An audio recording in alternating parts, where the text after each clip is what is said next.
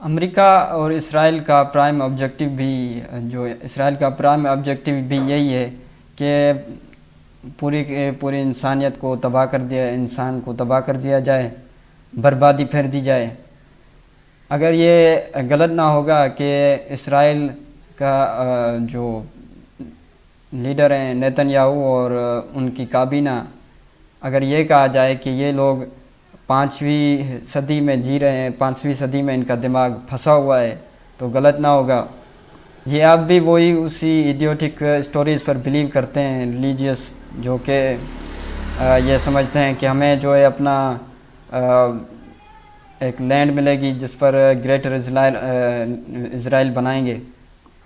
اور یہ سمجھتے ہیں کہ یہ سارا ایک ریلیجیس ڈیزائن کے تحت ہو رہا ہے۔ بچوں کو مارنے کے بعد، یہ جب ان کے ایران میں جب اسٹرائکس ہوئے تو بچوں کو مارنے کے بعد جب ان کے والدین ان کی لاشیں اٹھانے آئے تو یہ ان کو آدھے گھنٹے بعد ان کے پر بھی اسٹرائک کر دیا اور ان کو بھی شہید کر دیا۔ مذہبی جنگ قرار دے کر نیتن یاہو نے یہ بھی کہا ہے کہ ابھی ہمارے پاس بہت سارے اور اٹیکس باقی ہیں، ہم مزید جو ہے ایران کو سرپرائز دیں گے۔ مطلب کہ آپ ان سے کچھ بھی ایکسپیکٹ کر سکتے ہو کہ کچھ بھی ایڈیوٹک اسٹوبیڈیٹی کر سکتے ہیں، اس کی وجہ یہ ہے کہ ان کی جنگ کے جو آبجیکٹیوز ہیں وہ بھی تقریباً کلیئر نہیں ہیں کہ یہ حاصل کیا کرنا چاہ رہے ہیں۔ بس بربادی پہ بربادی، بچوں کو مار رہے ہیں، اسکولز پر اٹیک کر رہے ہیں۔ جب امریکن رپورٹر نے ڈونلڈ ٹرمپ سے اور اس کے ساتھ کھڑے ہوئے پیٹر ہیگزت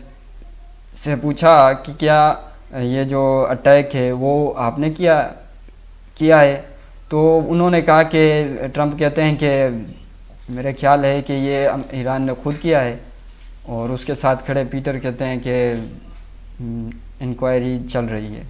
یعنی کہ یہ these peoples are lying machine, یہ چلتی پھرتی جھوٹ کی مشینیں ہیں، اور اس آدمی کا آئی کیو لیول مائنس پر چل رہا ہے۔ وہ جو جس طرح سے ایک رومن ایمپرر ہوتا تھا جو کہ کیلکولس، وہ ایک دن اٹھ کر یہ خیال سوچتا تھا کہ آپ آج یہ کرتے ہیں تو اگلی صبح وہ دوسرے کا منصوبہ بنا لیا کرتا تھا۔ تو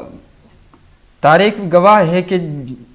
انسانیت کو سب سے بڑا خطرہ اسٹوبیڈیٹی سے ہوا ہے، یعنی پاگل پن سے ہوا ہے، نہ کہ ایول سے ہوا۔ So the Trump is a rebirth of Caligula of modern world. یہ اسی رومن ایمپرر کیلیگولا کی ری برتھ ہے